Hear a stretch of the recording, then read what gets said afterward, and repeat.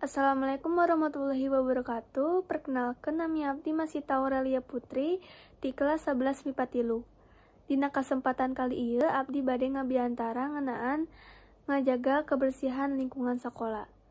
Assalamualaikum warahmatullahi wabarakatuh. Bapak Kepala Sekolah sareng Bapak Ibu guru anu kusim abdi dipihormat.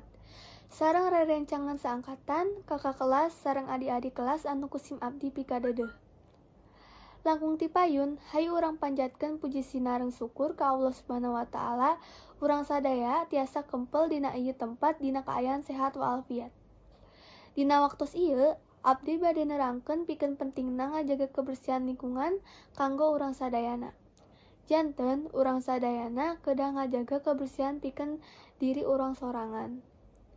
Dina salah sahiji hadis diterangkeun, Inna dofatu minal iman, nu hartosna kabersihan teh sabagian tina iman.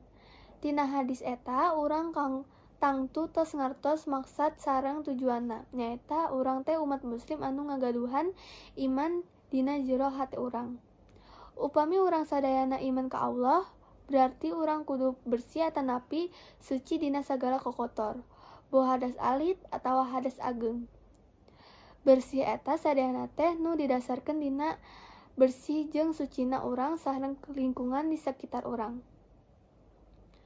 Kebersihan sekolah kudu urang jaga, sangkan hate urang ge milu bersih.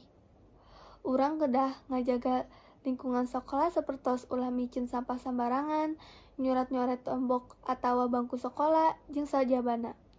Pastina lamun bersih tangtuna urang jadi betah mun aya di lingkungan sekolah atau di jero kelas.